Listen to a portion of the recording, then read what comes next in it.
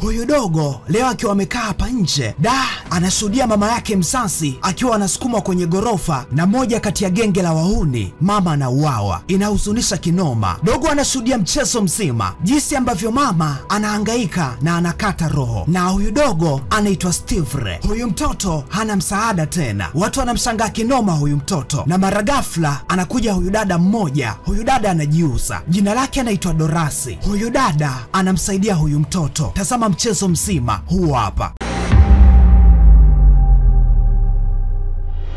Mambo vipi? On the street they calling me Roboti, lakini pia unaweza kwenda kunifollow pale Instagram kama Robotingwa_TZ, na hii inaitwa Robotingwa TV. Usisahau kuminyiza button ya subscribe, usisahau kulike video, na usisahau kudondosha comment pia kuhusiana na topic ya leo. Eti ni zipi faida za kuishi peke yako ghetto? Dondosha comment yako, nitaisoma na itaonekana live on your big screen kwenye next review. Na turudi kwenye film, na hii filamu ya leo ni kutoka nchini South Africa, na hii filamu inaitwa Dorasi Peace. Huyu dada anaitwa Dorasi. Hapa unapomuona ametoka polisi, alikamatwa, alikuwa anauza madawa ya kulevya. Baada ya kutoka polisi, anafunga safari mpaka kwenye nyumba ya mama mmoja. Hapa nje pana huyu mtoto. Huyu mtoto anaitwa Steve. Huyu mtoto ana kipaji cha kuchora ninongwa. Dorasi alimuongelesha, lakini huyu dogo hataki shobo. Dorasi ikabidi asame ndani kwa mama yake na huyu bwana mdogo. Na Dorasi amekuja hapa kubeba pesa, kwa sababu Dorasi anauzaga madawa ya kulevya. Haya madawa huwa anapewa akasambaze na huyu mama, na huyu mama jina lake anaitwa Koni. Leo hii Dorasi alikuja kukamata pesa yake ya kusambaza mzigo, na baadaye anaondoka. Basi baada ya kuondoka, huyu dada Koni akiwa hapa nyumbani anapigiwa simu ya vitisho. Ni wazee ambao huwa wanamuuziaga madawa ya kulevya huyu dada Koni. Hawa wazee wa Ngwasuma walimwambia wanamdai huyu dada Koni, lazima alipe pesa yao. Na huyu dada Koni ili kujitoa stressi ikabidi akamate madawa ya kulevya, anajidunga, na Koni anapata usingizi mzito. Baadaye mara ghafla anakuja kushtuka, mlango unagongwa. Wale wazee wa Ngwasuma wamekuja kubeba pesa yao. Oya, hawa wazee wa Ngwasuma hawacheki na yoyote mzee, wanachotaka ni pesa yao. Na huyu dada Koni ile pesa kaificha, lakini hawahuni wanataka pesa. Wanakagua hapa ndani, hawaoni pesa. Wanamkanda kinoma Koni, wanachotaka ni pesa, lakini Koni hatoi pesa. Hili genge la wahuni wakaona usintanie. Na hapa nje kwenye ili gorofa pana huyu mtoto. Huyu mtoto ni mtoto wake na Koni, anaitwa Steve. Huyu dogo anachora kinoma.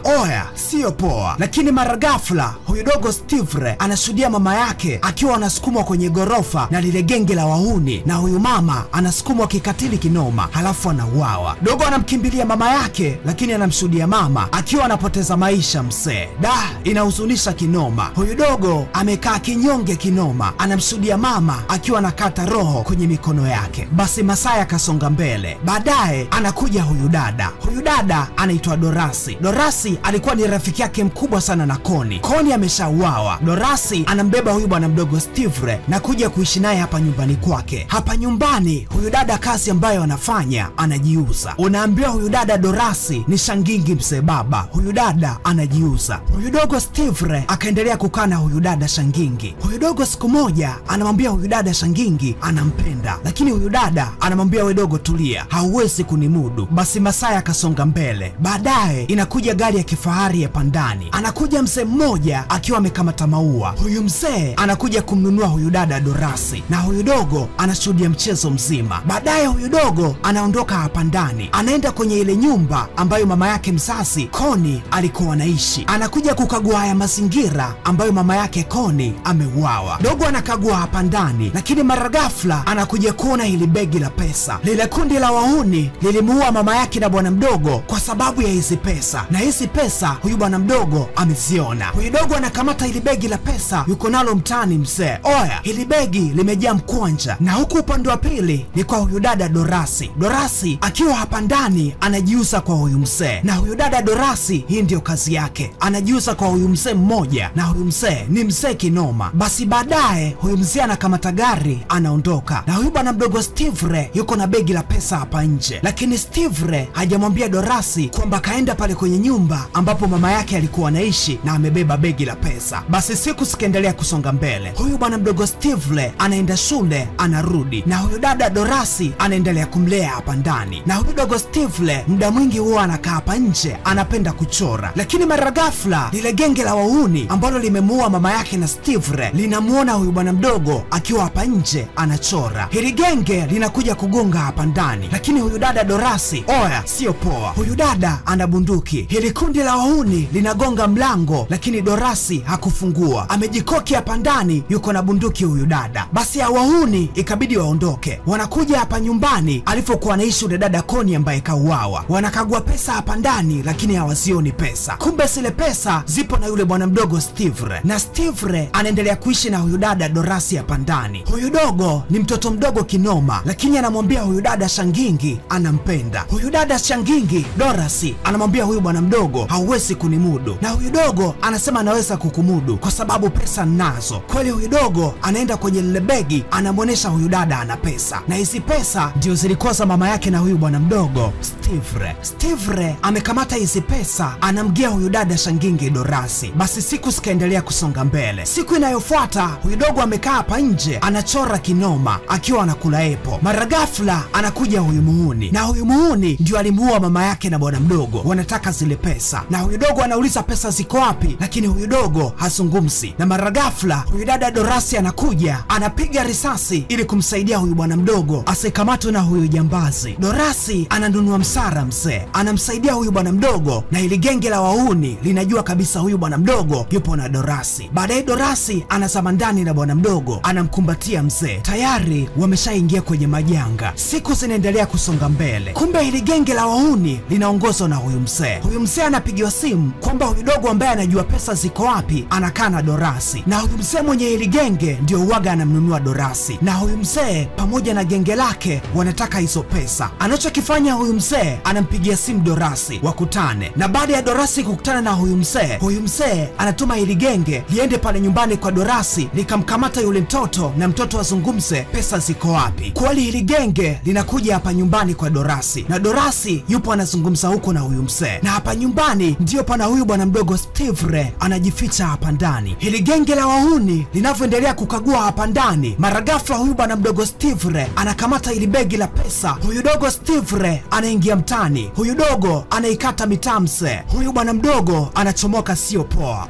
Oya, huyu dogo anasepa na begi la pesa mzee baba, na hili kundi la wahuni linampigia simu yule mzee, limemkosa huyu bwana mdogo. Na huyu dada Dorasi anakuja kurejea nyumbani, huyu bwana mdogo hayupo. Anamtafuta dereva taxi, wanaingia mtani tayari kabisa kwanza kumtafuta bwana mdogo. Huyu bwana mdogo anazidi kukimbia mtani, safari yake inakuja kumleta mpaka mitaa hii. Mitaa hii anakuja kukaa na madogo wa mtani, lakini mara ghafla polisi wanakuja wanawanasa. Na huyu dogo Steve siku ambayo anaachiwa na polisi, mara ghafla lile kundi la wahuni hili hapa linamfukuza. Oya, dogo anakimbia kinoma, lakini kuna huyu dada anajaribu kumsaidia bwana mdogo, lakini kwa bahati mbaya anauawa. Hili kundi la wahuni sio poa, na kwa bahati mbaya baadaye huyu bwana mdogo ananaswa. Lakini mara ghafla huyu dada Dorasi huyu hapa anakuja kumsaidia bwana mdogo Steve, na wanakamata taxi halafu wanasepa mzee, wanaikata mitaa. Basi baadaye dereva taxi pamoja na huyu dada Dorasi na huyu bwana mdogo Steve wanapata chakula kwa pamoja baada ya kutoka kwenye msala. Lakini huyu dada Dorasi anakumbuka kijijini kwa baba yake alikotoka, alitoka na majanga. Baadaye anakuja kurejea hapa nyumbani, anakuta huyu dereva taxi kapigwa kinoma. Dereva taxi damu zinamtoka kwenye uso. Yule mzee Shangingi ambaye anamnunuaga huyu binti Dorasi ndio kampiga huyu dereva taxi.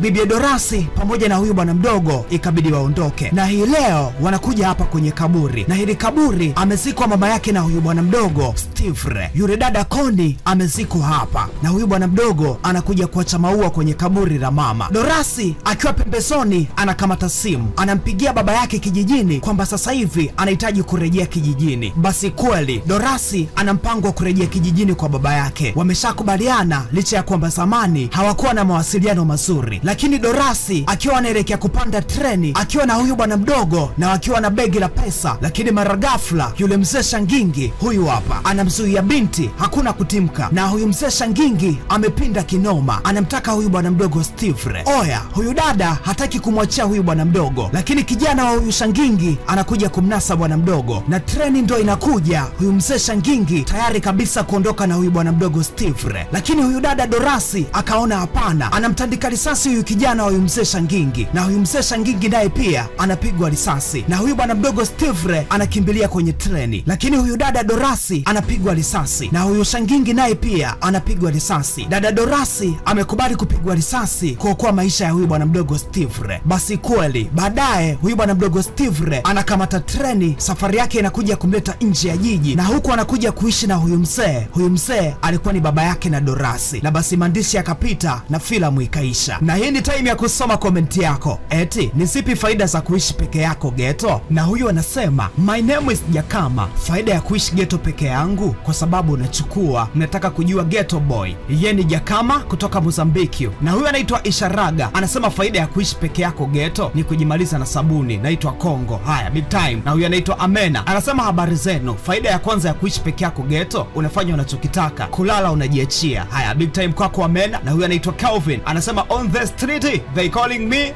Roboti. Big up sana blaza, ziende kwako. Ujue Roboti, kuishi peke yako ghetto hakuhitaji stress, kozi kula ni wewe, uwe una njaa ni wewe, na usiwe nayo ni wewe. Unaishi tu hata ukiwa huna hela, ila familia lazima wale, utake ustake lazima wakamilishie hitaji lao. Kwa hiyo kuishi ghetto peke yako nyama tu. Haya, big time kwako pia Calvin. Na huyu anaitwa Niki Msemwa anasema faida ya kuishi peke yako ghetto, ya kwanza kabisa ukiwa home muda wote unakaa uchi. Niki, big time kwa comment yako. Na huyu anaitwa Olivier anasema hakuna zaidi ya hasara, unakuta muda mwingine unaamka ukiwa na hasira bila sababu na hakuna wa kukutuliza.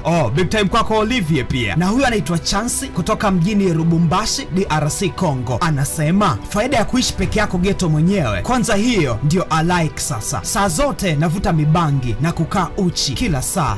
Big time kwako Chansi pia. Na huyu anaitwa Swale anasema kuishi peke yako ghetto hakuna vipengele tajiri, vipengele labda ulete wewe tajiri. Big time kwako pia Swale. Na huyu anaitwa Daudi anasema tu karibuni. Na huyu anaitwa Ismail anasema faida ya kuishi peke yako ghetto hausumbuliwi na mtu yoyote ule, labda mwenye nyumba tu. Big time kwako Ismail. Na huyu anaitwa Panta Biz kutoka Buguruni ya Sukita. Tajiri Panta, mvua imenyesha huko Sukita, vipi una mtumbu wako binafsi ama unatembeaje huko? Maana bila mtumbu yuko utoboi. Panta anasema kikubwa tu ni kuwa huru na ghetto lako, ni hilo tu ndio la ya kuishi peke yako. Haya, big time kwako Panta. Na huyu hapa anaitwa Loveness anasema unajiachia kwa raha zako, ukijisikia kujamba unajamba kwa kujiachia tu, alafu unyama unakuwa ni mwingi sana. Hivi kweli Loveness, kwa jinsi ambavyo inakuheshimu ndio una comment hivyo? Lakini big time kwako Loveness pia. Anaitwa Moka anasema faida ubweke. Na huyu anaitwa Aziza anasema kuwa huru kwa kila kitu. Na huyu anaitwa Elizabeth anasema acha ghetto ya peke yako ina raha. Big time kwako Elizabeth. Na huyu anaitwa Sulemani kutoka Zanzibari anasema ni Sulemani hapa kutoka Zanzibari, faida ya kuishi peke yako ghetto, moja kabisa kupunguza matumizi makubwa ya pesa, halafu mbili kabisa ni kujiepusha na maambukizi ya zinaa. Haya, big time kwako pia Suleiman kutoka Zanzibari. Na huyu anaitwa Salima anasema ghetto kuishi peke yako hatari Robotingwa, hatari yake ni nini tajiri? Na huyu pia anaitwa Sauti anasema haya sasa nimekuwa leo wa kwanza nikiwa UK,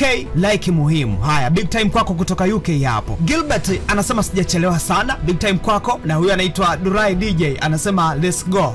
Haya tuondoke tajiri. Mkishamaliza kutazama hapo minyiza hiyo Durai DJ, kuna unyama huko mifilamu ya pesa kama zote vile. Na huyu anaitwa Wisi Brown anasema anaitwa Wisi Brown kutoka Burundi, faida ya kuishi peke yako ghetto, ya kwanza kabisa unakuwa huru, ya pili unakuwa mpambanaji, ya tatu hautotangatanga kuazima ghetto wakati mpenzi wako anakuja. Hivi kumbe zile za kuazima ghetto wakati mpenzi wako anakuja ukiwa hauna ghetto bado skogo noma sana hiyo. Umenikumbusha mmoja kati ya matukio back in the days, enzizo una mpenzi afu hauna ghetto, afu ndo inakuja ile una ghetto afu hauna mpenzi, noma sana. Solomon, big time kwa comment yako. Lakini Emma pia big time kwa comment yako. Poniaga anasema hakuna faida ya kuishi peke yako ghetto zaidi ya kujiongezea matatizo tu. Big time kwako Poniaga. Na huyu anaitwa Amina, big time kwa comment yako. Na huyu anaitwa Patrick Kabamba anasema unakuwa huru sana, hakuna wa kukusumbua. Big time kwako Patrick Kabamba. Na huyu anaitwa Siombwa kutoka nchini Kenya. Yeye cha kwanza kabisa anamkubali huyu tomboy kinoma, alafu cha pili faida ya kuishi ghetto peke yako unakaa tu na nguo yani Sawa Siombo, ila comment yako ni nzito sana, haiwezi someka. Na huyu anaitwa Skyton TZ anasema tu biashara ya sijakuelewa. Big time kwako Skyton TZ. Na huyu anaitwa Leuka, big time kwa comment yako. Na huyu anaitwa Irako, big time kwa comment yako. Na huu ndio mwisho wa kusoma comment kwa siku ya leo. Dondosha comment pia hapo chini kwa ambaye huja comment, niambie eti ni zipi faida za kuishi peke yako ghetto, nitajie. Mimi naitwa Roboti, big time kwa wewe ambao umeitazama na kuisikiliza mwanzo mwisho. Usisahau kuminyiza button ya subscribe, usisahau kulike na usisahau kudondosha comment pia. Na bye bye, tukutane siku ya kesho kwenye next review. I'm out here.